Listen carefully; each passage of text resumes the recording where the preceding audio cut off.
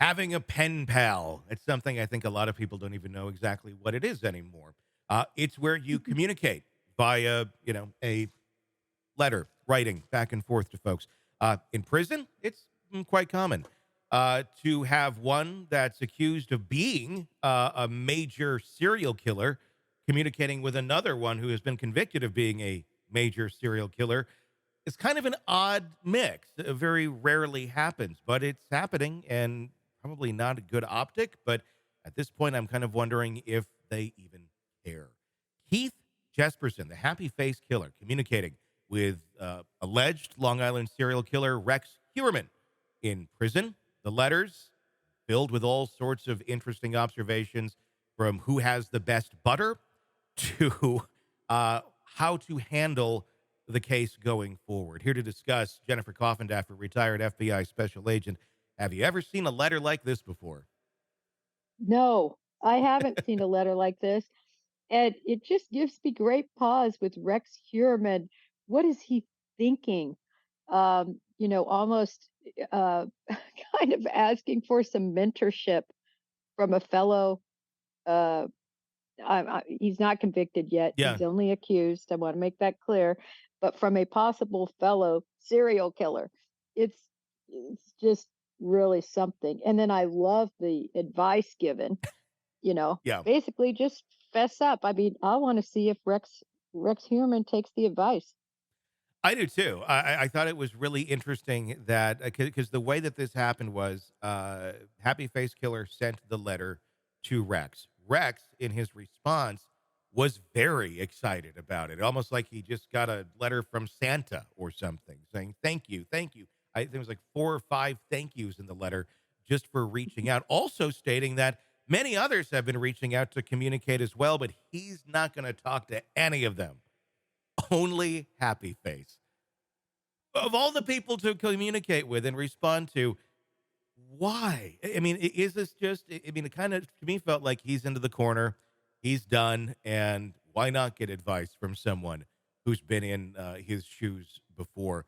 Uh, Stating in there, I'm taking it to heart, literally. That's the words that were used in response to Jesperson's advice to just admit guilt if he's guilty and let the legal process do what it's going to do and don't make it worse than it has to be. Right. And it's actually, when I first read it, I thought, what great advice.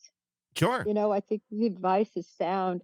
And obviously, Rex Heuermann relates to the happy face killer. Mhm. Uh, so that that feeling of having somebody to talk to that I think possibly, they did walk into the same shoes. Um, this makes it pretty clear that he's relieved that somebody's reaching out to him to maybe give him some advice.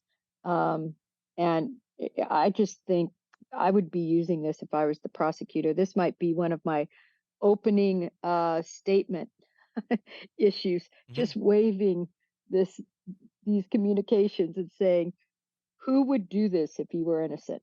Yeah. Well, exactly. Who would respond the way that Rex did respond? I'm wondering how much of this was at the urging of Jesperson's daughter. She's the one who reached out to Asa Elrup initially, setting up that GoFundMe campaign for her family to try and recoup costs and such, and attorney fees or whatever fees that they're dealing with. Uh, I'm wondering if there was some talk there. If she said to her dad in prison, saying, "Hey, maybe encourage him to do this for the sake of everyone in this family." But I don't know. I found it odd that you have the daughter reaching out to his wife, and then you have literally the father reaching out to Rex. No, I agree, and she is one of the true advocates Mhm. because she does so much behind the scenes. She's not pasted all over the media. What she's about is truly, I think, trying to uh, help these situations as much as they can be helped and help the victims that are involved. And I wouldn't be a bit surprised if she communicated and asked for such a letter to be sent. That wouldn't surprise me. Yeah. What's in it for Jesperson? Anything, or is it, I mean, obviously he's getting some attention, and they certainly like that. But is this literally one of those rare cases where the serial killer is actually trying to do some good in a weird way from behind bars? I'm gonna go with choice A, Tony. Uh, I don't think that, he's having some moments of compassion and empathy and good guy. No, he could be, though, doing something for his daughter, possibly, trying to do something that she's recommended. But at the end of the day, typically it's always about their aggrandizement. So, see, look what I did. Mhm. You know, I'm trying to help another fellow serial killer take the right route and also admit their guilt, like I did. Hey, it's Tony Brueski. If you want more of our interview with our guests, be sure to check out our podcast, Hidden Killers with Tony Brueski. Just search that wherever you download podcasts and press subscribe. Also, you can check out our YouTube channel for the full video version of the interviews as well, under the same name, Hidden Killers with Tony Brueski. Check it out, subscribe, binge, and enjoy. Thanks for watching.